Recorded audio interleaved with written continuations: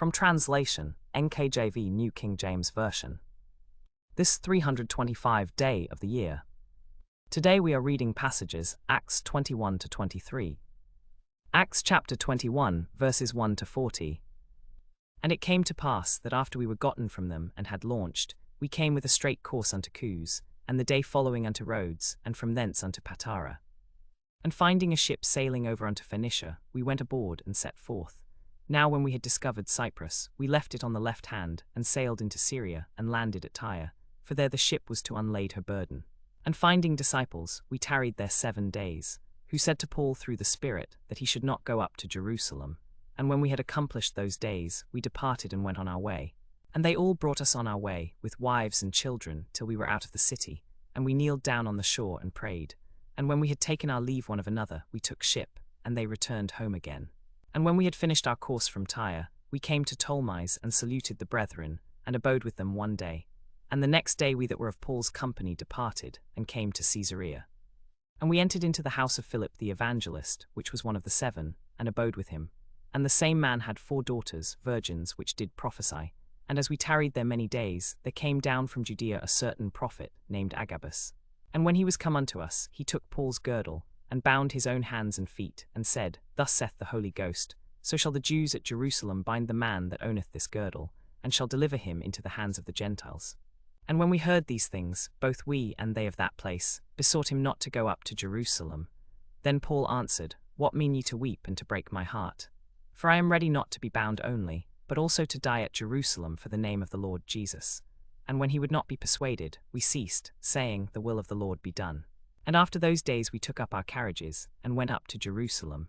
There went with us also certain of the disciples from Caesarea, and brought with them one Mnason of Cyprus, an old disciple, with whom we should lodge. And when we were come to Jerusalem, the brethren received us gladly. And the day following Paul went in with us unto James, and all the elders were present. And when he had saluted them, he declared particularly what things God had wrought among the Gentiles by his ministry. And when they heard it, they glorified the Lord, and said unto him, Thou seest, brother, how many thousands of Jews there are which believe, and they are all zealous of the law.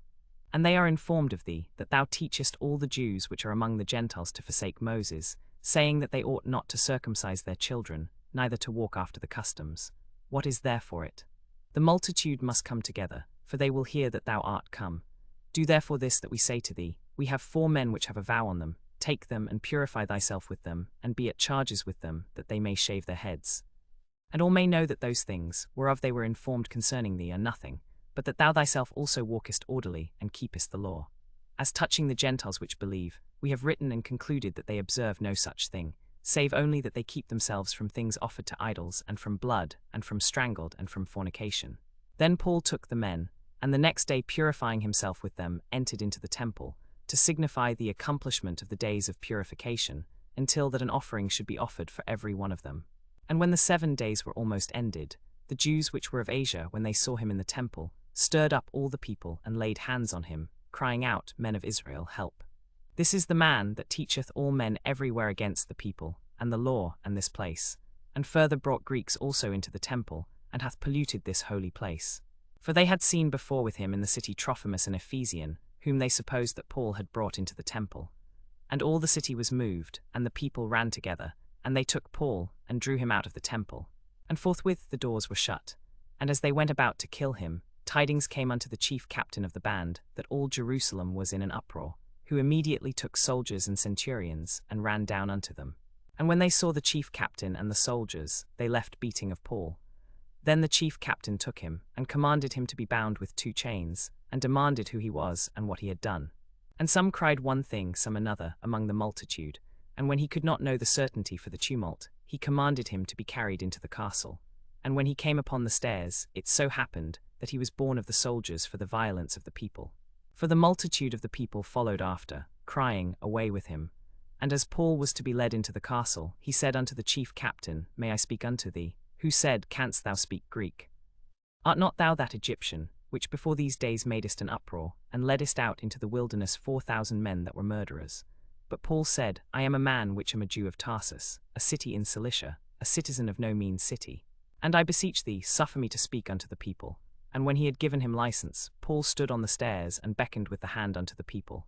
and when there was made a great silence, he spake unto them in the Hebrew tongue, saying, Acts chapter 22, verses 1 to 21. Men, brethren, and fathers, hear ye my defense which I make now unto you. And when they heard that he spake in the Hebrew tongue to them, they kept the more silence. And he saith, I am verily a man which am a Jew, born in Tarsus, a city in Cilicia, yet brought up in this city at the feet of Gamaliel, and taught according to the perfect manner of the law of the fathers, and was zealous toward God, as ye all are this day. And I persecuted this way unto the death, binding and delivering into prisons both men and women, as also the high priest doth bear me witness, and all the estate of the elders. From whom I received letters unto the brethren, and went to Damascus, to bring them which were there bound unto Jerusalem, for to be punished. And it came to pass, that, as I made my journey, and was come nigh unto Damascus about noon, suddenly there shone from heaven a great light round about me. And I fell unto the ground, and heard a voice saying unto me, Saul, Saul, why persecutest thou me? And I answered, Who art thou, Lord? And he said unto me, I am Jesus of Nazareth, whom thou persecutest. And they that were with me saw indeed the light, and were afraid, but they heard not the voice of him that spake to me. And I said, What shall I do, Lord? And the Lord said unto me, Arise, and go into Damascus. And there it shall be told thee of all things which are appointed for thee to do. And when I could not see for the glory of that light, I was led by the hand of them that were with me, and came into Damascus. And one Ananias, a devout man according to the law, having a good report of all the Jews which dwelt there, came unto me, and stood by me, and said unto me, Brother Saul, receive thy sight. And the same hour I looked up upon him. And he said, The God of our fathers hath chosen thee, that thou shouldest know his will, and see that just one, and shouldest hear the voice of his mouth. For thou shalt be his witness unto all men of what thou hast seen and heard. And now why tarriest thou? Arise, and be baptized, and wash away thy sins, calling on the name of the Lord. And it came to pass that, when I was come back to Jerusalem, even while I prayed in the temple, I was in a trance, and saw him saying unto me, Make haste, and get quickly out of Jerusalem. For they will not receive thy testimony concerning me. And I said, Lord, they know that I imprisoned and beat in every synagogue them that believed on thee. And when the blood of thy martyr Stephen was shed, I also was standing by, and consenting unto his death, and kept the raiment of them that slew him. And he said unto me, Depart, for I will send thee far hence unto the Gentiles. Acts chapter 23, verses 1 to 35. And Paul, earnestly beholding the council, said, Men and brethren, I have lived in all good conscience before God until this day.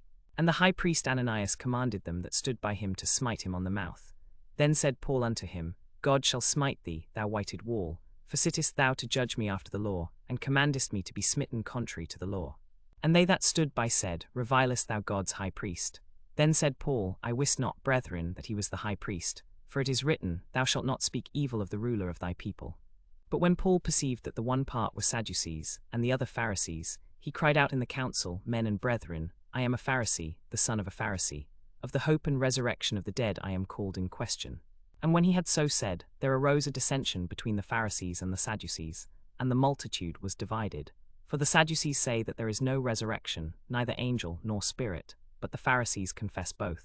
And there arose a great cry, and the scribes that were of the Pharisees' part arose and strove, saying, We find no evil in this man, but if a spirit or an angel hath spoken to him, let us not fight against God. And when there arose a great dissension, the chief captain, fearing lest Paul should have been pulled in pieces of them, commanded the soldiers to go down, and to take him by force from among them, and to bring him into the castle. And the night following the Lord stood by him, and said, Be of good cheer, Paul, for as thou hast testified of me in Jerusalem, so must thou bear witness also at Rome. And when it was day, certain of the Jews banded together, and bound themselves under curse, saying that they would neither eat nor drink till they had killed Paul. And they were more than 40 which had made this conspiracy. And they came to the chief captains and elders, and said, We have bound ourselves under great curse, that we will eat nothing until we have killed Paul. Now therefore ye with the council signify to the chief captain, that he bring him down unto you tomorrow, as though ye would inquire something more perfectly concerning him. And we, or ever he come near, are ready to kill him. And when the son of Paul's sister heard of their lying in wait, he went and entered into the castle, and told Paul. Then called the chief captain a centurion, saying, Take this young soldier, and carry him unto the chief captain. He brought Paul also, and commanded him to be kept, and to be brought safely to Felix the governor. And he wrote a letter after this manner. Claudius the centurion took the young man, and said, Write a letter for me to this effect. And taking horse he rode, and delivered the letter to Felix. And he bade him, and when he was come, to let him have liberty, and that his acquaintance might come to him, and take care of him. Felix also sent a letter to this effect. Claudius Lysias unto the most excellent governor Felix sendeth greeting. This man was taken of the Jews, and should have been killed of them. Then came I with the army, and rescued him, having understood that he was a Roman. And when I would have known the certainty whereof they accused him, I brought him forth into their council. And when I found that he was accused of questions of their law, I brought him forth unto you, and to have judged him according to your law.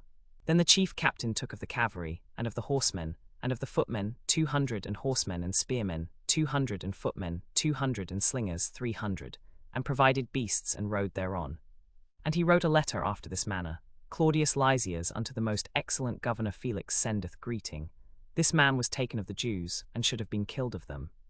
Then came I with the army, and rescued him, having understood that he was a Roman. And when I would have known the certainty whereof they accused him, I brought him forth into their council, whom I found to be accused of questions of their law, but to have nothing laid to his charge worthy of death or of bonds. And when it was told me by the Jews that he should be kept until I could send him to thee, I commanded that he should be kept, and that he have liberty, and that none of his friends should be kept with him. Then the soldiers, as it was commanded them, took Paul, and brought him by night to Antipatris. On the morrow they left the horsemen to go with him, and returned to the castle. Who, when they came to Caesarea and delivered the letter to the governor, presented Paul also before him. And when the governor had read the letter, he asked of what province he was.